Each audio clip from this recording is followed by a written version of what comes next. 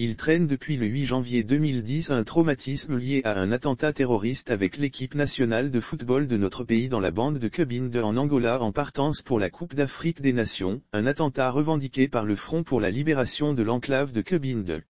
Depuis cette date, sa carrière de footballeur qui s'ouvrait devant lui s'est arrêtée.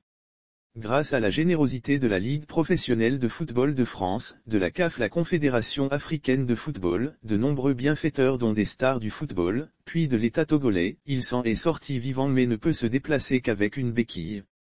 Après des années de traitement, cette douloureuse épreuve et un livre plus tard, il a voulu se reconvertir dans l'agriculture bio en achetant un terrain pour en faire une ferme à Badjia Todomé sur la route de Kalimé dans la préfecture de l'Avé.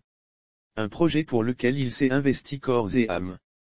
Avec la collaboration de certains paysans en qui il avait placé sa confiance, le projet allait bon train jusqu'à ce que de véritables sorciers qui sont d'abord ses gardiens dans la ferme, puis ses amis du village d'à côté ont commencé par lui en vouloir en exigeant toujours plus que ce qui était convenu en matière de rémunération, ce à quoi notre ex-gardien international satisfaisait.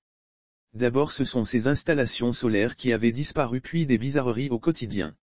L'ancien collaborateur à qui il a construit une maison dans la ferme, acheté un téléphone Android pour qu'il puisse le joindre n'a jamais voulu exercer convenablement le job pour lequel il est payé.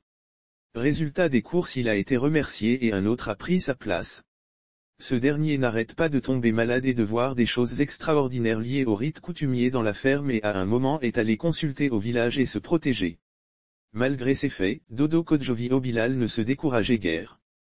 Au contraire, il continue à investir dans sa ferme pour faire du maraîchage en faisant un forage et en installant des tuyaux d'irrigation. Il avait à côté toute une plantation d'ananas. Vendredi dernier, lui et moi on s'était convenu de se rendre dans sa ferme cette semaine pour préparer le reste du terrain pour la grande saison agricole qui s'annonce. C'est avec fureur que ce mardi, en se rendant dans sa ferme, il constate que de véritables sorciers ont mis feu à sa plantation d'ananas, détruisant ses tuyaux d'irrigation et dans le même temps le peu de récoltes qui y sont. Peut-on être si barbare et si haineux pour quelqu'un qui n'arrête pas de venir au secours dès que besoin se fait sentir dans les villages environnants de sa ferme? Il avait des larmes aux yeux en découvrant l'horreur et moi plus en colère alors que j'étais également en train de préparer mes terrains pour la grande saison agricole.